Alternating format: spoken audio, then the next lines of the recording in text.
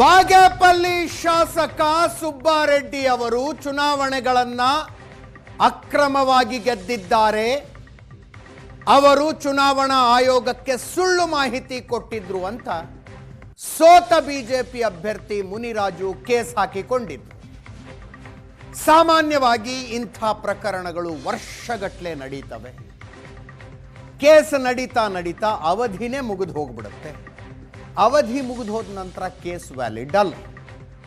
ಅಪರೂಪದಲ್ಲೇ ಅಪರೂಪ ಅನ್ನುವಂತೆ 3 ವರ್ಷದೊಳಗೆ ಕೇಸ್ ಇತ್ಯರ್ಥಗೊಂಡು ತೀರ್ಪು ಬಂದಿದೆ. ರಾಜ್ಯ ಹೈಕೋರ್ಟಿನ ಆದೇಶ. ಬಾಗೇಪಲ್ಲಿಯಲ್ಲಿ ಗೆದ್ದ ಶಾಸಕ ಸುಬ್ಬರಾಜು ಅವರ ಗೆಲುವು ಅಸಿಂಧು.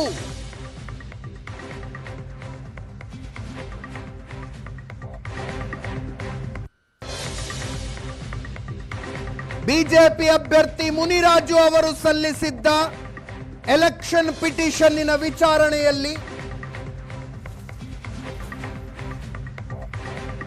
ಹೈಕೋರ್ಟ್ ವಿಚಾರಣೆ ನಡೆಸಿ ಆದೇಶ ಕೊಡ್ತು.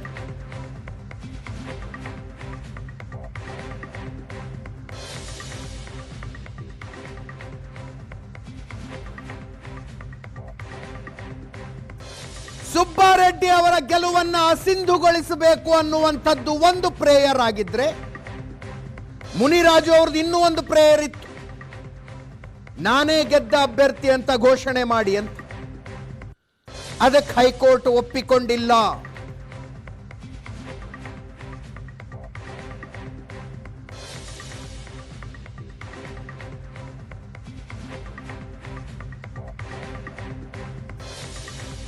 ಮುನಿರಾಜು ವಿಜಯಿ ಅಂತ ಘೋಷಿಸುವುದಕ್ಕೆ ಹೈಕೋರ್ಟ್ ನಿರಾಕರಿಸಿದೆ. ಈ ಆದೇಶದ ಪ್ರತಿಯನ್ನ ವಿಧಾನಸಭೆ ಕಾರ್ಯದರ್ಶಿಗೆ ಕಳಿಸಬೇಕು ಅಂತ ಸೂಚನೆ ಕೊಟ್ಟಿದೆ ಹೈಕೋರ್ಟ್.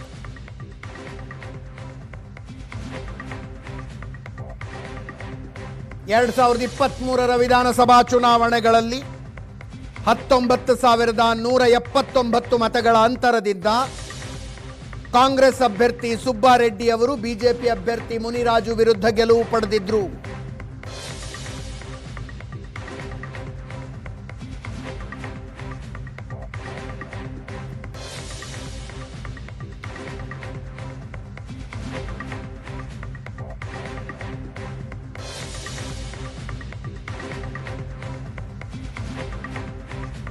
ನಮ್ಮ ಸ್ಕ್ರೀನ್ ಮೇಲೆ ಚುನಾವಣೆಯ ಫಲಿತಾಂಶವನ್ನು ನೋಡ್ತಾ ಇದ್ದೀರಿ.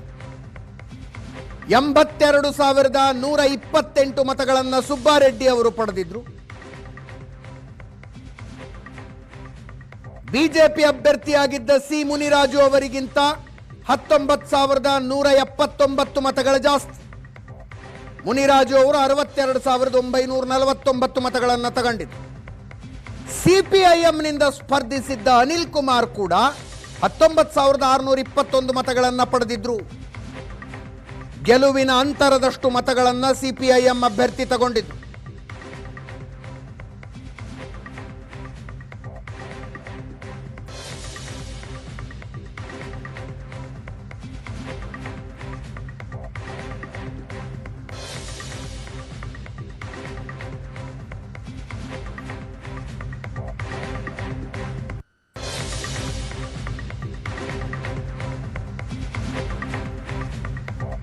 ತೀರ್ಪಿನ ನಂತರ ಪ್ರಕರಣದಲ್ಲಿ ಗೆಲುವು ಪಡೆದ ಮುನಿರಾಜು ಅವರು ಮಾತಾಡಿದ್ದಾರೆ.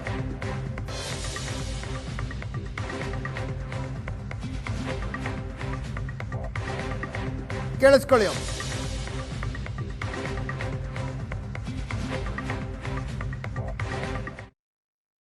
2023 ಏನು ಚುನಾವಣೆ ನಡೀತು, ಆ ಚುನಾವಣೆ ಅಬ್ಡುವೇಟಲ್ಲಿ ಅವರು ಅನೇಕ ಸರ್ಕಾರಕ್ಕೆ ವಂಚನೆ ಮಾಡಿರ್ತಕ್ಕಂಥದ್ದು ಮತ್ತು ಜನರಿಗೆ ತಪ್ಪು ಮಾಹಿತಿಯನ್ನು ಕೊಟ್ಟಿರ್ತಕ್ಕಂಥದ್ದನ್ನೆಲ್ಲ ಎಳೆಯಾಗಿ ಇವತ್ತು ನ್ಯಾಯಾಧೀಶರ ಮುಂದೆ ನಮ್ಮ ಸೀನಿಯರ್ ಅಡ್ವೊಕೇಟು ನಳಿನಾ ಮಾಯಗೌಡ ಅಂತ ಅವರ ಮುಖಾಂತರ ಒಂದು ನ್ಯಾಯಾಲಯ ಹೋರಾಟವನ್ನು ಮಾಡಿದ್ವಿ.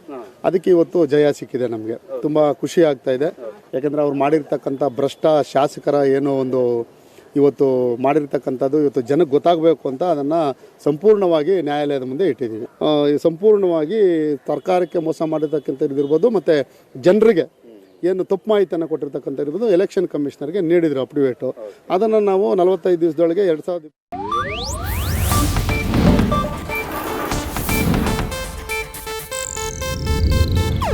ಇದು ಏಷ್ಯಾನೆಟ್ ನ್ಯೂಸ್ ನೆಟ್ವರ್ಕ್ ಪ್ರಸ್ತುತಿ.